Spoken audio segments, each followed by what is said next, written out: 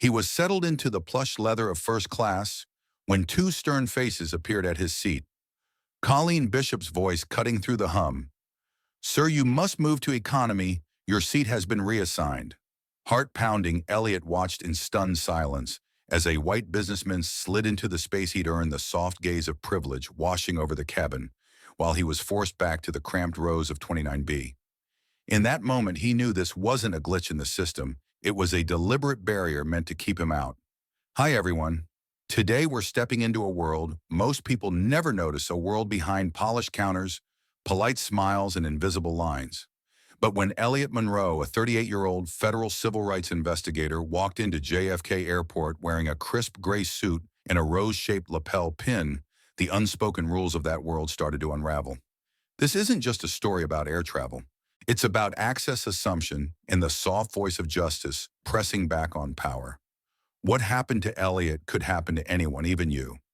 So before we dive into the story, take a moment to like the video and subscribe, but only if you truly enjoy what I do here.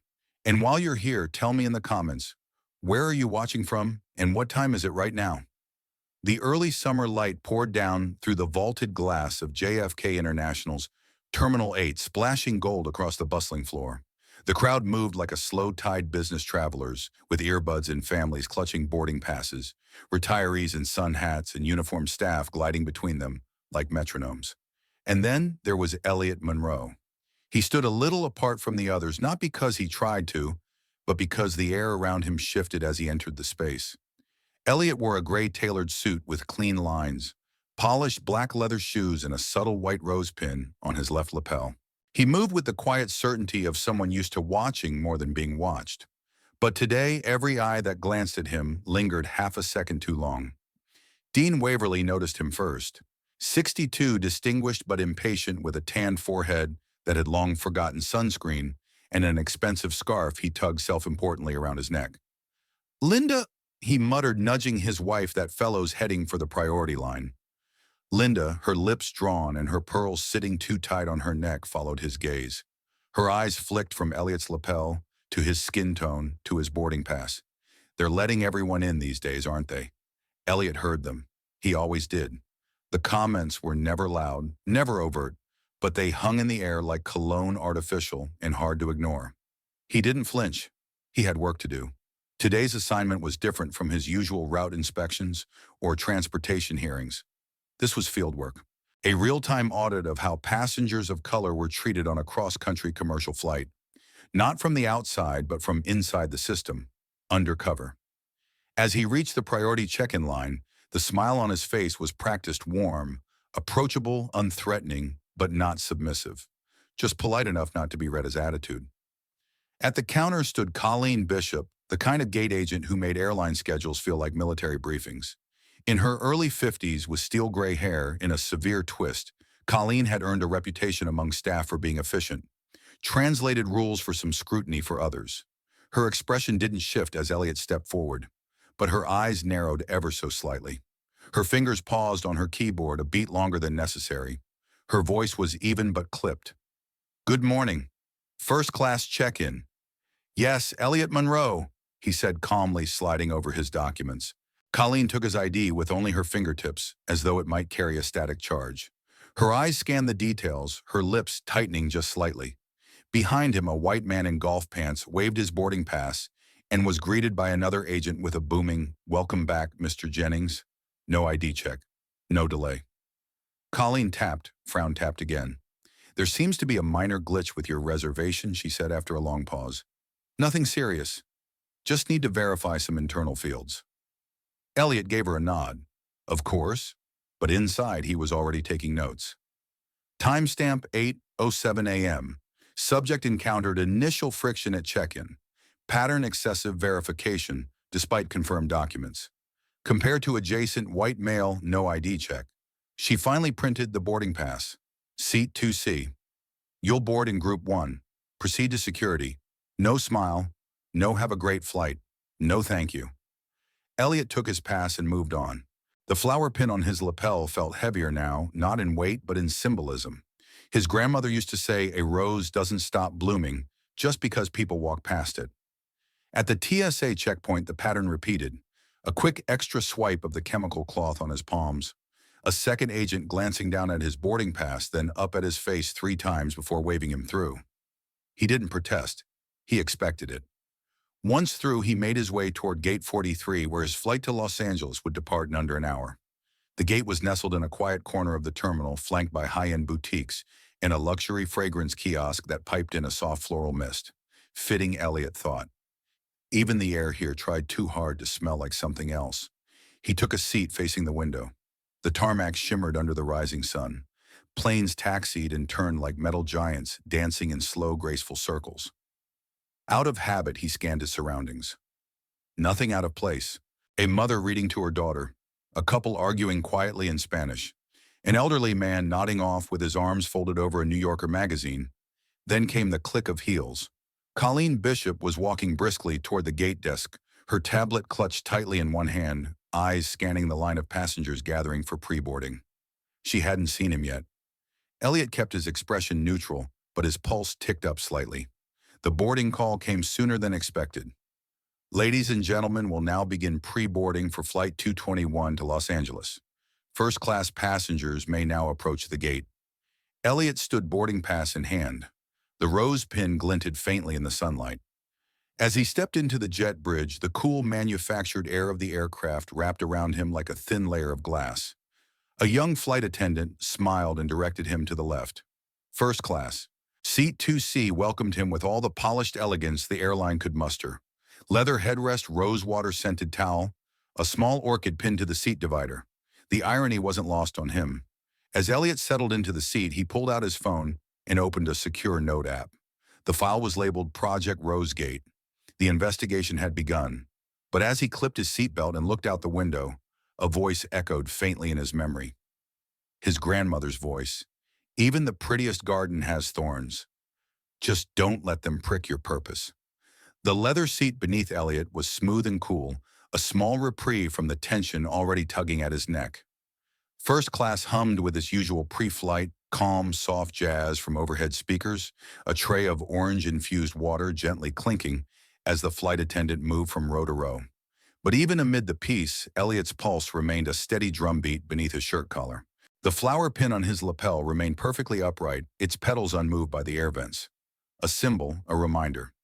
He took out his pen and jotted a single line in his notebook beneath the heading, Rosegate Flight 221, Observational Log, boarded at 9:02 a.m., Seat 2C. No further friction since check-in. Cabin service attentive but neutral. No overt redirection yet. He looked up to observe the remaining first-class passengers filing in. An elderly couple carefully stowed their carry-ons. A mid-30s tech executive barked orders into a Bluetooth headset. The Waverleys entered last, Dean brushing past him without acknowledgement, Linda shooting him a side glance as though she'd just caught a whiff of something unpleasant. Then came a pause. 2 flight attendants appeared from the galley. Colleen Bishop again, and beside her a woman in her mid-40s with sharp eyes and a perfectly cinched Navy uniform. Miriam Ortega. Miriam had the air of someone who'd managed emergencies at 35,000 feet and sent misbehaving passengers to sleep with a single look. Yet in this moment she didn't look powerful. She looked tense. Colleen approached. Mr. Monroe. Elliot turned slowly. Yes, we apologize, but there's been a last-minute adjustment. Due to a VIP reassignment, we'll need you to move to a different seat. She said it smoothly. Calm, practiced. But her voice held just enough edge that Elliot immediately understood this wasn't a clerical error. This was a decision. I'm sorry, he said, blinking. My seat was confirmed at check-in. Yes, sir, we understand, but seat 2C has now been reallocated. We've prepared an alternate seat for you, 29B. Still on this flight, of course. Elliot didn't move. His hand reached calmly for his phone, unlocking the screen and opening his notes. May I ask who authorized the reassignment? Miriam answered this time. Our system indicated a priority override. That's all we can say at this moment. Elliot locked eyes with her, then slowly rose from his seat. His voice remained level. Understood. I'll comply for now. He collected his bag, adjusted his flower pin, and walked the long aisle to the back. Each step forward was a step backward, away from privilege, away from silence into a space crammed with noise and shoulder-to-shoulder humanity. Seat 29B was wedged between a woman furiously tapping at her tablet and a toddler who'd already kicked him once before he even sat down. No legroom, no orchid, no polite small talk. He settled in, pulled out his phone again, and began typing. 09:12 a.m. Reassigned from Seat 2C to 29B with no formal explanation. VIP reassignment cited. No system notification shown. No compensation offered. Attitude cold administrative. Request for clarification denied. Cabin crew involved. C. Bishop M. Ortega. He watched as other passengers took their seats. The aisle was filled with the usual pre-takeoff chaos, overhead bins, slamming children crying, someone struggling to stow a guitar case 2 rows up. Elliot took a breath and shifted into his observer role fully now. The mission was no longer hypothetical. The experiment had become personal. He watched carefully. 2 rows ahead, a black woman, mid-50s, neatly dressed, clutching a paperback novel, asked for a blanket. The white flight attendant nodded but never returned. 10 minutes later, the woman asked again. Still nothing. It wasn't until the white man next to her snapped his fingers and said, "Excuse me, can you help her out?" that the blanket appeared. Another note typed. Attendant bypassed request from black passenger. Complied only after white passenger intervened. Subtle bias in response prioritization. At 10:07 a.m., drink service began. The cart reached Elliot's row. The flight attendant smiled at the woman with the tablet. "Would you like water or juice?" She looked at Elliot, hesitated. "Sir, water, please." It arrived 5 minutes later, room temperature, while the woman next to him received hers on the spot with a lemon wedge. Another entry, delayed service. Identifiable pattern, less eye contact. Slower response tone shift when addressing POC passengers. Contrast noted. Elliot didn't react. That wasn't his job today. His job was to watch, to record, to build a case no one could call anecdotal. And he wasn't alone. He glanced across the aisle at Layla Torres, the Latina flight attendant, who had barely made eye contact with Colleen or Miriam during boarding. She watched Elliot too. Not hostile, not evasive, simply aware. Her brows were slightly furrowed, her pace just a touch slower than her colleagues. She lingered near row 30, pretending to check a storage latch while subtly glancing at Elliot's seat. A few minutes later, she passed again and slipped a folded napkin onto his tray without breaking stride. Inside was a single word, "I saw." He blinked once, folded the napkin, and tucked it into his notebook. That was the first crack in the silence. At cruising altitude, he observed again. A Latino man 3 rows ahead asked for headphones, was told they were out. Minutes later, the white woman beside him asked and was handed a sealed set. The pattern was clear. These weren't aggressive slights. They weren't overt, but they stacked. Like pebbles dropped one after another into a glass until it overflowed. By the time lunch service rolled around, Elliot had recorded over a dozen subtle acts: slower service, dismissive tone, inconsistent policy enforcement, selective courtesy. He didn't need rage to fuel him. He had the truth. And truth recorded without interruption carried a power no outburst ever could. As the scent of reheated chicken wafted through the cabin, Elliot reclined, slightly careful not to disturb the toddler, who had now fallen asleep. His thoughts turned to his grandmother, her old shop on Franklin Street, the hydrangeas she watered each morning. "You have to prune with care," she used to say. "Even when something looks healthy, you cut away the rot so the whole thing can grow stronger." He smiled faintly. This flight wasn't about revenge. It was about pruning, cutting out the parts of the system that quietly festered. He closed his eyes briefly, not to rest, but to recalibrate. He still had hours left in the air, and something told him the turbulence wasn't over. Seat 29B wasn't built for comfort.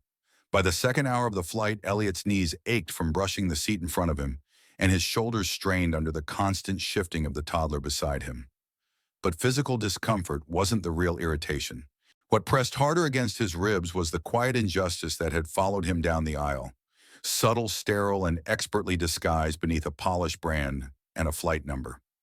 As Elliot scrolled through his notes on the encrypted app, adding timestamps and crew names, he noticed movement up front. A shift in the atmosphere, a change in tone. Layla Torres had reappeared this time, not in passing, but with purpose. She walked slowly past his row, eyes locked on him for a single second too long, then disappeared behind the galley curtain. Moments later, another figure passed in the opposite direction, broad-shouldered white dress shirt with pilot epaulets, no jacket. Captain Samuel Delaney. The moment was so out of place that passengers paused their movies. The cabin, already muffled by altitude, felt suddenly hollow. Elliot adjusted his posture, alert but calm. Then came a tap on his shoulder. Layla had returned, her voice soft but clear. "Monroe, Captain Delaney would like a word with you in the galley. Just a brief moment of privacy." Elliot nodded once. He rose, noting the sideways glances from the people in nearby seats, and followed her up the aisle past business class through the curtain. Inside the galley, the light was cold and sharp. The scent of stale coffee and citrus cleaner clung to the walls. Captain Delaney stood with his arms crossed, jaw set firm. "Mr. Monroe," he began, extending a hand. "I'm Captain Delaney. I've just been briefed by Ms. Torres here, and I wanted to hear directly from you. What exactly happened with your seat assignment this morning?" Elliot looked between the two, then explained in measured tones. "The boarding, the check-in scrutiny, the sudden reassignment by Colleen Bishop, the vague mention of a VIP passenger, the unspoken suspicion behind every interaction." Delaney didn't interrupt. Layla stood silently beside him, her face unreadable, but not unkind. When Elliot finished, the captain let out a long exhale. "There was no VIP override, Mr. Monroe. I've just reviewed the manifest and back-end logs myself. Seat 2C was assigned to you last night. No adjustments were made by the system this morning. This was a manual change." He paused, then added with conviction, "The change was unauthorized and inappropriate. I want to personally apologize." Elliot tilted his head slightly. "That kind of decision doesn't happen without someone pulling a string." Delaney nodded. "And we intend to find out who. In the meantime, we'd like to offer you a return to first class. Seat 4A is still open." Elliot folded his arms. "Is this correction a matter of principle or damage control?" The captain's expression didn't flinch. "Both, but mostly principle. What happened wasn't just procedural failure. It was personal, and it was wrong." Elliot considered, then offered a single nod. "Then I'll take that seat." Layla handed him a new boarding pass, already printed seat 4A. As they parted the curtain, Elliot noticed the hush that had fallen over the first few rows. The Waverleys seated just behind where he'd originally been stiffened in their seats. Dean looked up, frowned. Linda shifted her legs away from the aisle. Elliot said nothing as he passed. Seat 4A welcomed him with eerie stillness. The same orchid pinned beside the armrest. The same folded towel. But now everything had changed. As he buckled in, a new wave of attention washed through the cabin. Flight attendants suddenly offered warmer smiles. A glass of chilled water appeared before he even asked. Polite tones replaced earlier stiffness. It was as if someone had flipped the service switch back on. He opened his notebook and added to his log, "Seat reassignment reversed by Captain Delaney after independent review. No system error present. Discriminatory motive suspected. Cabin crew behavior shifted immediately following reinstatement. Noted tone change and service adjustments." But the uneasy quiet didn't last. Just as the first-class cabin began its lunch service, a sharp cough broke through the ambient calm. Then a gasp. In seat 2D, Ellen Waverly, Dean's wife, clutched her chest and began struggling to breathe. Her face turned blotchy, hands clawing at her neck. Her mouth opened in a silent scream. "She's allergic to nuts," Dean shouted. "She can't breathe. Somebody help her." Panic spread like a crack in glass. Trays clattered. Passengers leaned away or stood frozen. One attendant stepped back. Another scrambled for the intercom. Chaos in a cabin built for serenity. Elliot didn't think he moved. He was at her side in seconds, guiding her into a safer position, as Dean hovered helplessly, shouting over his shoulder. "She told them no nuts." "We told them." A middle-aged Asian man across the aisle stood up. "I have an EpiPen," he called, pushing it into Elliot's hand.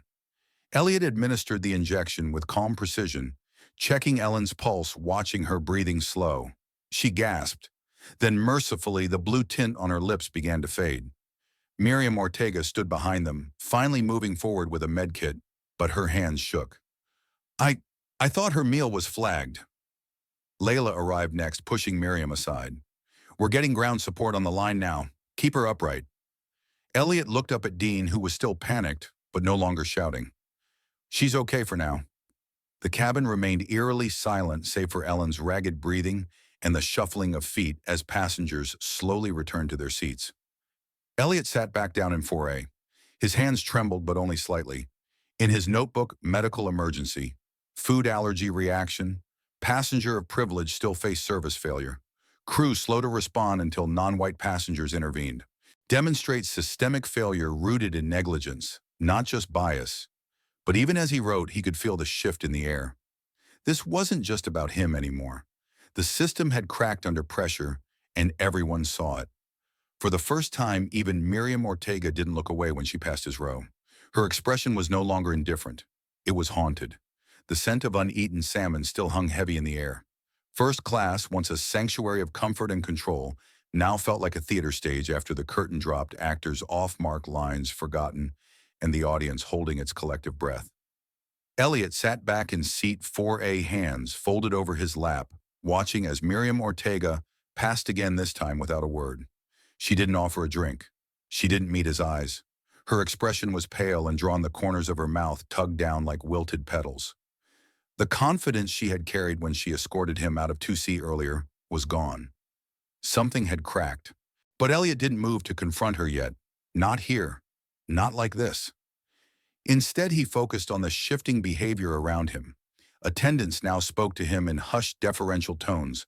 Passengers, once indifferent or judgmental, now eyed him with a mixture of curiosity and discomfort. It wasn't admiration. It wasn't even guilt. It was fear.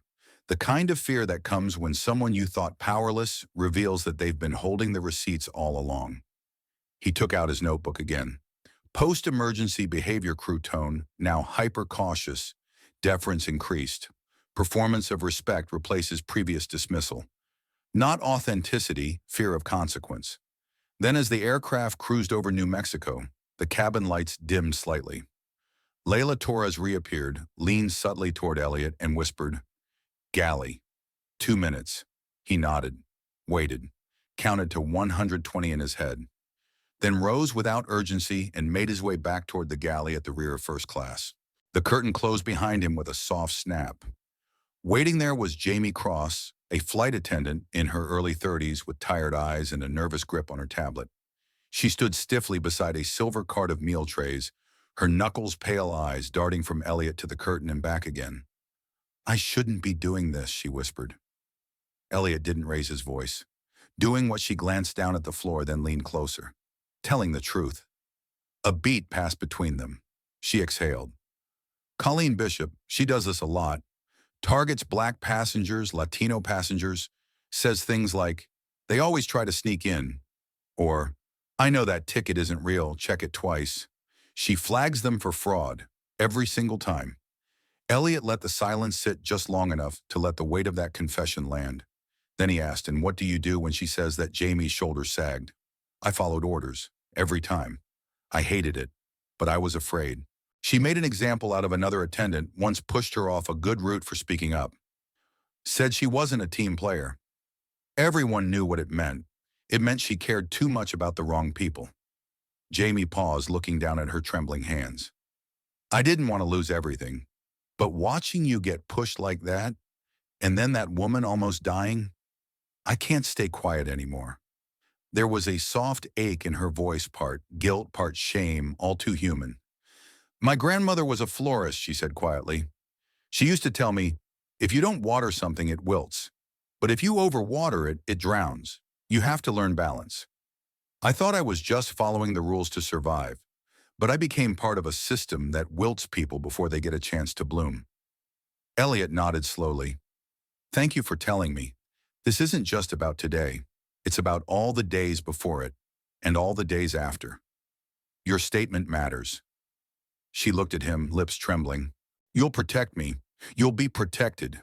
If you're willing to testify, I'll make sure you're backed at the federal level. This doesn't end with a report buried on someone's desk." She inhaled sharply and nodded. "I'll testify." Before they could speak another word, footsteps approached. The curtain rustled. It was Miriam. She froze when she saw them together. Her eyes narrowed. "Jamie, you're needed back in service." Jamie didn't move. Instead, she looked directly at Miriam and said, "I've told Mr. Monroe what's been happening. About Colleen. About the false flags." Miriam's lips parted, but no sound came. Her face drained of color. Elliot stepped forward. "Miss Ortega, I'd like to speak with you now, formally." Her voice when it came was thin. "There's nothing I can say. I just followed orders." He shook his head. "Not anymore." The three stood in the galley as the engines hummed around them, the smell of old coffee and citrus cleanser thick in the air. A quiet standoff. The moment stretched. Then Miriam sighed. Her shoulders dropped. Her voice cracked. "She told me to move you. Said it was a system error. I didn't check. I didn't want to know." "And now," Elliot asked. Miriam looked away. "Now I can't pretend anymore." Elliot opened his notebook again. "You'll need to make a formal statement after we land. You can do it with my partner present. We'll protect you too if you cooperate." She nodded once, slowly, like someone surrendering a shield. "I'll cooperate." He looked at Jamie. "And you?" She straightened her back, her eyes clearer than before. "I'm in." Elliot tapped a quick note into his phone. Jamie Cross, confirmed witness. Miriam Ortega cooperating. Full report pending post-flight deposition. Critical mass achieved. The curtain reopened behind them and light spilled into the galley. Passengers were stirring. The seatbelt chime echoed overhead. The plane had begun its descent into Los Angeles. As Elliot made his way back to 4A, he felt at the shift. The invisible system that had tried to silence him was cracking under its own weight. All it had taken was one moment of honesty, one witness, then another. The pattern was breaking, and justice had just begun to take root. The descent into Los Angeles was smooth, but the tension in first class was palpable, a taut thread strung between every seat ready to snap. Elliot watched through the window as the city grid drew closer, the sun dipping behind skyscrapers and hills. His mind raced back through every moment of this flight, the icy check-in, the cramped seat 29B, the captain's apology, Ellen Waverly's allergic emergency, the galley confessions. Each event had peeled away a layer of the crew's silence and revealed the systemic rot beneath. Now he would step into the next phase, turn these revelations into real consequences. He buckled in, noting that even the flight attendants moving through the cabin wore guarded expressions. None would meet his eyes unless compelled. No friendly smiles, only rehearsed professionalism, a testament to the fear his investigation had unleashed. Elliot tapped his pen twice against his notepad, an unspoken cue to himself that the time had come. When the seatbelt sign clicked off, Elliot rose and approached the forward galley. Layla Torres waited, her face a mask of relief and resolve.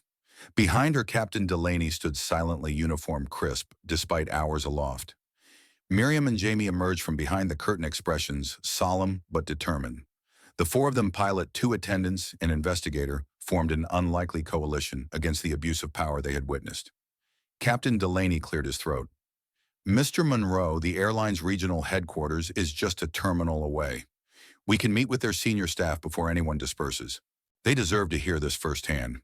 He turned to Layla. "Will you arrange the conference room?" Layla nodded and slipped away with a quick, grateful glance at Elliot. Elliot glanced at Miriam and Jamie. "Are you sure you're ready?" Both nodded. "Let's go." The walk through the emptying cabin felt surreal. Polished wood-grain paneling, plush red carpeting, silver service carts, all backdrops to an unfolding reckoning.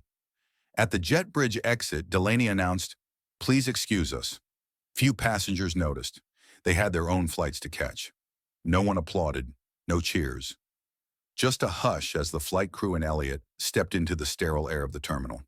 They found the small conference room already set up, a long table, 10 chairs, a pitcher of water, and glasses and a projection screen. Seated around the table were 3 regional executives, their badges bearing names like Reed and Crawford, people Elliot had never met yet, whose decisions and oversight shaped this airline's culture. A legal advisor sat beside them, arms crossed. Captain Delaney introduced them. "This is Mr. Elliot Monroe of the Department of Transportation. He's here to present findings of discriminatory practices on Flight 221. The room turned silent, tension crackling as every eye shifted to Elliot. He cleared his throat and began walking them through the timeline. He projected logs of check-in timestamps, seating manifests before and after the unauthorized reassignment excerpts from his encrypted notes, audio clips of Colleen complaining about fraud flags, and video stills of crew interactions. He narrated each event, clearly emphasizing the pattern of bias, excessive scrutiny for passengers of color, service delays, and procedural manipulations designed to exclude. When he reached the galley confession, he introduced Jamie Cross, who recounted Colleen's directives and the culture of fear that had silenced her. Miriam followed, her voice steady as she admitted her compliance and expressed remorse. As each spoke, the executives exchanged pale glances, shifting uncomfortably in their seats. The legal advisor scribbled furiously. Then Captain Delaney added his voice. As the pilot in command, I must point out that this was not an isolated incident on this flight alone. I've reviewed similar patterns on prior legs in our crew training, and oversight clearly failed. He paused. We recommend immediate suspension of Colleen Bishop, a full internal audit, and retraining focused on bias awareness. Elliott concluded these incidents violate federal civil rights statutes and airline policy. We expect this airline to suspend the staff involved, implement comprehensive reforms, and cooperate fully with the Department of Transportation's ongoing probe. Failure to do so will result in escalated enforcement actions. Silence followed. The executives stared at their screens and at each other. Finally, Mr. Reed spoke, voice tight. We appreciate this thorough investigation. We will take immediate action. Ms. Bishop will be placed on administrative leave, and we will launch a company-wide review. The legal advisor added, we will also coordinate with the DOT to ensure compliance. Elliott nodded once. Thank you. We will follow up for progress and documentation. He closed his laptop. Outside the conference room, cameras flashed. Reporters who had learned of the impromptu briefing began to swarm. Questions tumbled over one another. What do you say to the allegations of systemic bias? Are passengers safe? Elliott stepped forward, joined by Captain Delaney, Jamie, and Miriam. He spoke calmly into the microphones. Today we took a stand against the abuse of power masked as procedure. Passengers of all backgrounds deserve equal dignity and respect. When that promise is broken, we will hold airlines accountable. Jamie and Miriam stood beside him, symbols of courage and change. The next morning's headlines blared, Pilot and DOT agent expose, racial bias aboard major airline gate. Agent suspended after discrimination. Expose flight attendants. Step forward in courageous confessions. Social media ignited with Asher Warner, lettuce bloom, and justice on board. Passengers shared their own stories. Airlines across the nation scrambled to reassure the public and review policies. Weeks later, Elliott stood at O'Hare's bustling Terminal 2, a fresh lavender sky overhead. He approached Gate B14, where a young black gate agent, neatly uniformed, empathetic smile scanned his boarding pass without question. Welcome aboard, Mr. Monroe. Enjoy your flight. He paused just inside the gate's entrance and looked down at his lapel. The white rose pin was gone, replaced by a small sprig of baby's breath. A quiet gift from his grandmother's florist shop, an emblem of fragile hope and resilience. He straightened his tie and squared his shoulders. The journey toward justice had many miles yet to travel, but today the skies felt a little more open. In the hush after action, we often forget the value of a single moment of courage. Elliott Monroe's story reminds us that the quietest among us can wield the loudest truth simply by speaking up. When we choose to document injustice, not dismiss it, when we offer a gentle word to someone afraid to break the silence, when we stand with those who risk their jobs to do what is right, then we cultivate a garden of accountability and hope. Every system cracks when enough people refuse to look away. So what can you do in your everyday life? Notice the small imbalances, the colleague overlooked in meetings, the neighbor dismissed with a glance, the elderly shopper hurried through the checkout line. Take a moment to acknowledge them, to ask their name, to offer your presence. Document what you witness, not necessarily for headlines, but to remember that human dignity is non-negotiable. And if you're ever tempted to stay silent, recall the power of that rose pin, a simple symbol, turned a catalyst for change. Justice isn't a distant ideal. It's what we practice in the small moments that seem inconsequential. By choosing awareness over apathy, empathy over indifference, we open the door to real reform. Because if we can change the way someone is treated on a single flight, we can change so much more homes, workplaces, communities, and beyond. Thank you for being here. If this story moved you, please like, share, and subscribe. Tell me in the comments, where have you seen subtle injustice recently, and how did you respond? Let's keep this conversation growing, because every voice matters, and together we can ensure that everyone has room to bloom in life's first class.